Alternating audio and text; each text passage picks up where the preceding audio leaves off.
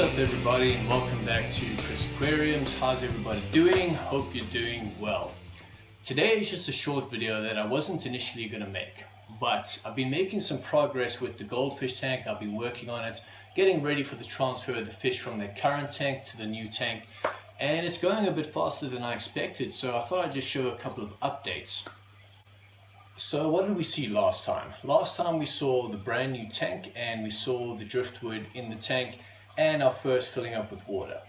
Since then, we have placed in the new planted tank substrate, which was really messy. It took me a lot of water changes to get it clearer. Matter of fact, if you can hear in the background, that sound of water dripping, that's a very slow water change happening right now as we speak. So the planted tank substrate is in. The water changes have been done. The water is looking a lot clearer. What I'm going to do is just take you through a couple of clips, some footage that I captured while I was doing all these things, and as you'll see, we start putting plants in the tank as well and setting up the hardscape. So take a look. I see my tank light is on a timer and it's switched off right in the middle of the film. Hold on. That's better.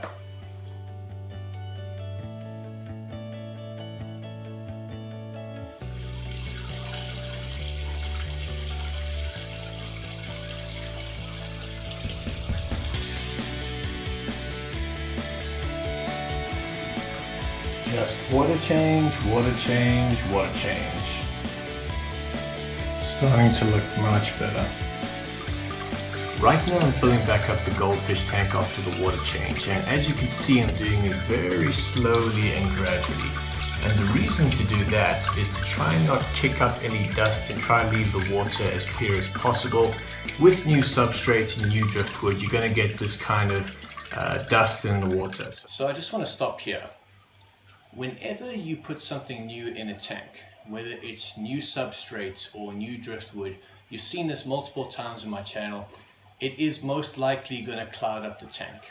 The driftwood that you bring in has got tons and tons of tannins and nutrients and debris that's just going to foul up the tank as soon as you put it in there. A lot of times it can turn it tea colored because of the tannins in the wood, so lots of water changes are needed when you put something new into the tank. Same thing goes for substrate. A lot of times it's washed off very well, so all of the dust is washed. I didn't do that, as you can see. So I had to do a lot of water changes before I could get the water clear. Stirring up the substrate, taking out all the dust, putting the water back in again and again until that water is clear. But now, after the umpteenth water change, now that the water is clear, we can start putting together the hardscape of the tank. So when you're aquascaping, there's two types. There is the hardscape and the softscape, also known as the planting. The hardscape being the driftwood, the rocks, any other kind of hard material you want to put in there. The softscape typically being your planting of the tank. So let's get started with the hardscape. So what I'm doing right now is what I expect to be the last water change before the fish go in. So while the water's a bit low, I'm just doing a bit of aquascaping. Obviously the driftwood is in place, that's where I want it to be, and just figuring out where I'm going to put the stones. Now I'm not too worried about the planting at the moment. I think that's going to come with a bit of time. Obviously I have a few small pieces of Java Fern. I also have some Jungle Val and some Anubius, but I think that'll happen more over time. Right now I'm just more concerned with the hardscape. The hardscape being the driftwood and the rock plantings. Plantings? Positioning is probably a better word. So I have this rock over here. Let me show you my idea. It's hard to tell with half of the water drained and half of it in, but the driftwood is very tall and I want to make sure that I don't take up swimming space with too much of the rocks. So I'm trying to place the rocks in strategic positions where they look good but don't take up any swimming space.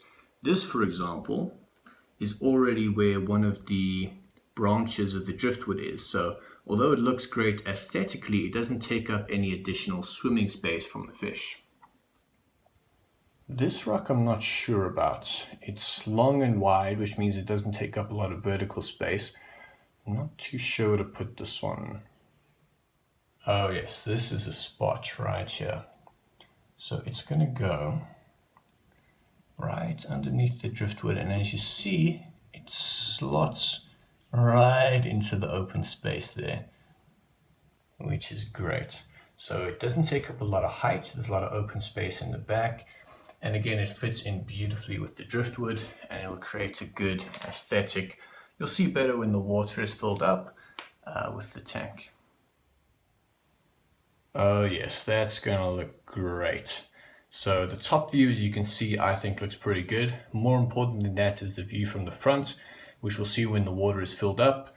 And that should be the last placing of the hardscape. The planting I'll worry about a bit later. As you heard in that last clip, I wasn't going to do plants initially, but as you will hear, I thought it was a good idea to put it in while I was doing the work and before we put the goldfish over. So let's take a look at the softscape or the planting. In actual fact, I've changed my mind about the planting.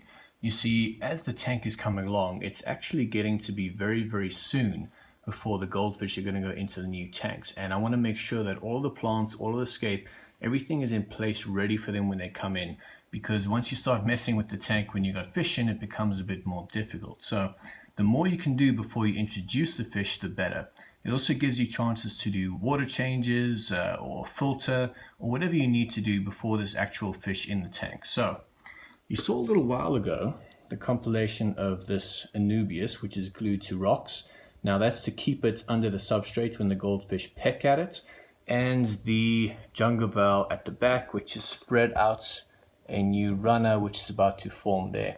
I think it's about time that we take these and put them into the new goldfish tank so that they're ready for the new inhabitants. This may seem insignificant, but it's beautiful to see. As you remember, I glued this piece of Anubius onto these rocks maybe about a month ago now, and as you can see, there's already new shoots forming on that side and on this side here, which shows that it's taken to its rocks, to its environment, and that it's growing, sending off new shoots, as you can see over there. So when I put this in the new tank, I'm sure that it will just continue to shoot out roots and to grow additional leaves. This Anubius I want right in the front to get a whole lot of light and to be quite prominent. It's an Anubius nana, so it's not going to grow extremely huge to cover the front of the tank. So right in front of the driftwood I think is perfect. Nestle it in the substrate where it's got the rocks to hold it down. Cover it up a little bit, and I can't wait to see the growth on that. This is another example of something great to see. I took this Jungle Val from the tropical angelfish tank because the angels were just devouring it. And when I put it into the goldfish tank, I hadn't gotten the planted substrate yet, so it was floating up to the surface. And the goldfish just absolutely chowed all of the roots. So there was absolutely no roots on this plant when I put it in. Then with the planted substrate and the light, it's obviously grown roots, and as you can see, has also sent out a runner. So it's looking healthy. Let's put it into the new tank. As most of you know, Jungle Val is very much a background plant. It grows very tall, it creates a big forest, so you're going to want it at the back of the tank. Over here is probably the tallest and most open space, so I'm going to plant it here in the back, and hopefully it propagates and creates a little bit of a forest. Making sure the roots get under the substrate. Now guys, I'm going to do something here without certainty that it's going to work.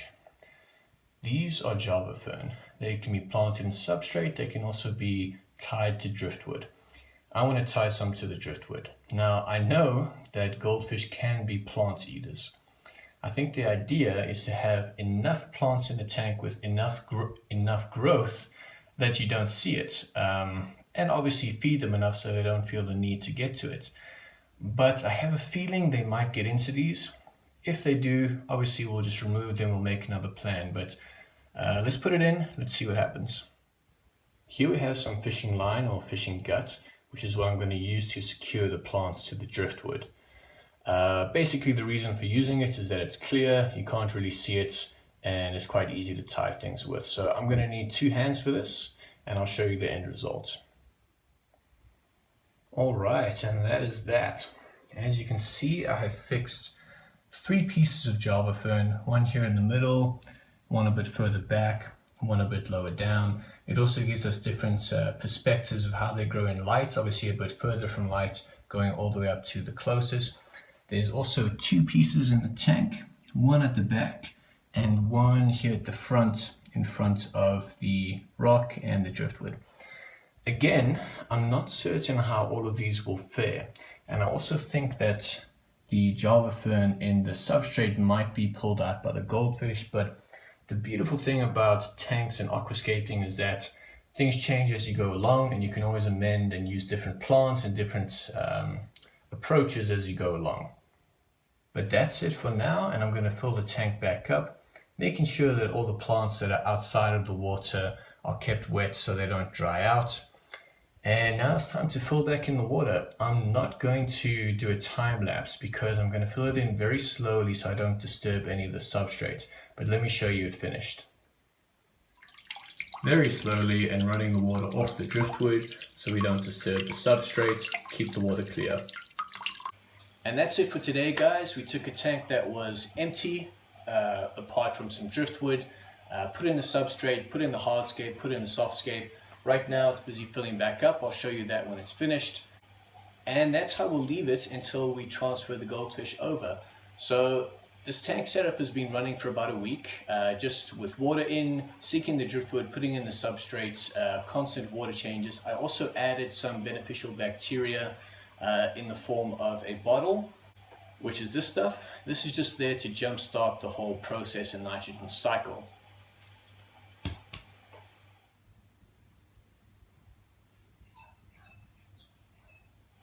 With that being said, I'm still going to give it about a week to let things settle down, let the plants get settled, let the water get settled, allow the nitrogen cycle to come to its completion.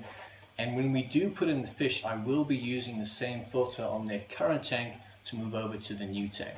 That means that the beneficial bacteria colony that's already set in the existing filter is going to move right over to the new one. And for those who don't know, the beneficial bacteria doesn't live in the water column, it lives in porous surfaces, so such as the substrate, such as the driftwood, and obviously most importantly in the filter. So we should have more than enough beneficial bacteria after 2 weeks of cycling and with the old filter to make sure that the fish are okay, and also water changes along the way. Guys, look at this tank. It's looking even better than I thought it would. We got the substrate in, the hardscape, the driftwood, the rocks, the softscape, the planting, and this is just the beginning. So a lot of this will change as time goes on, but I must say this is looking really great, and I'm pretty sure that the goldfish are gonna like this as their new home.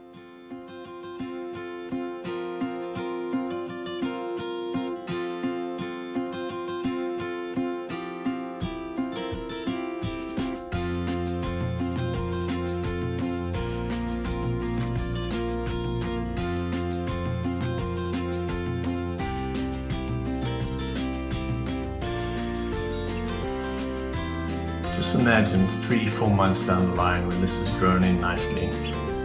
Ah, just beautiful.